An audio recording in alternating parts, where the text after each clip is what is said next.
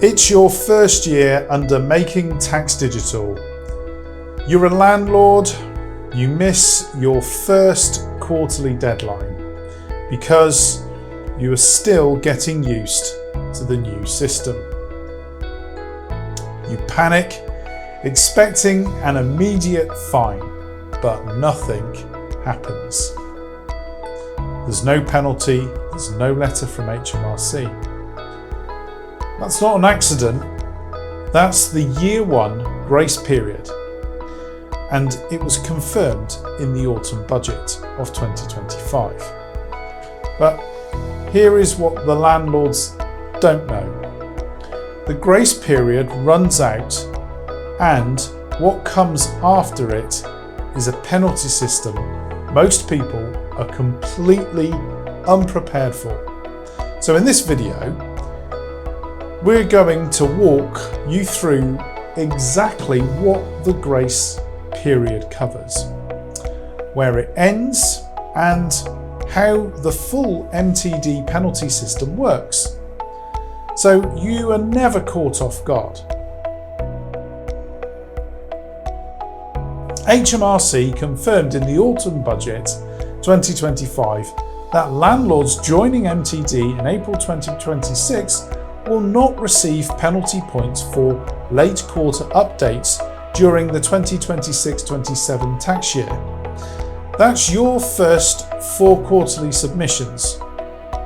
Miss one or all 4 and there's no penalty points during that first year.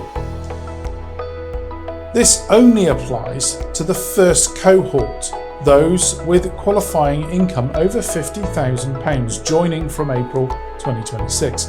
If you're coming in at April 2027 or April 2028, you enter under the full rules from day one. There's no soft landing. This is where landlords get caught out. Your final declaration is not protected. Miss the 31st of January 2028 deadline for your 26-27 year-end submission, and you will receive a penalty point. The grace period stops at quarterly updates only. You still have to submit your quarterly updates too. HMRC won't penalise you for being late in year one, but they still need them filed before you can submit your final declaration. You cannot skip them.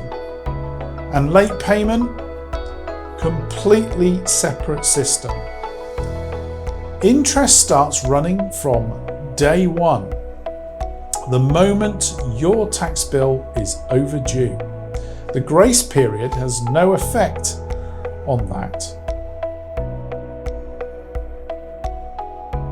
From April 2027 onwards, the full rules apply. MTD uses a points-based system.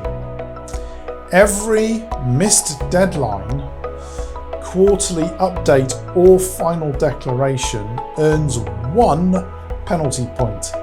Hit the threshold and you get an automatic £200 fine. Every missed deadline after that is another £200. The thresholds are 4 points for quarterly filers, 2 points for annual filers, and 5 points for monthly filers. If you have both property and self-employment income, you could be submitting up to 8 quarterly updates a year, plus your final declaration.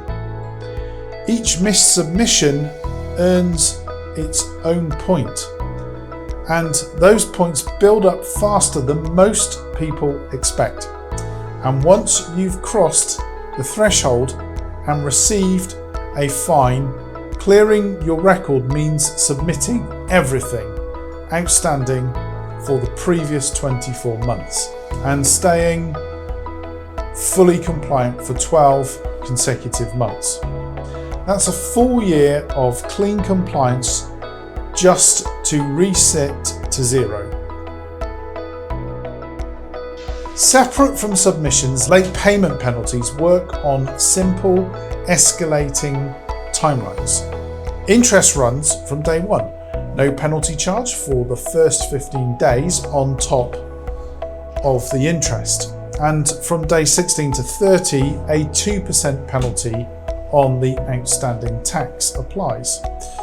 From day 31 onwards, an additional 2% lands, bringing the total to 4% plus the daily interest that has been running the whole time.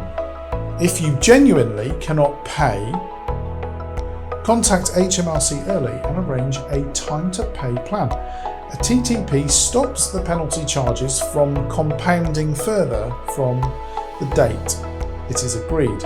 Interest still runs, but stopping the penalties on top, making a real difference to the final bill.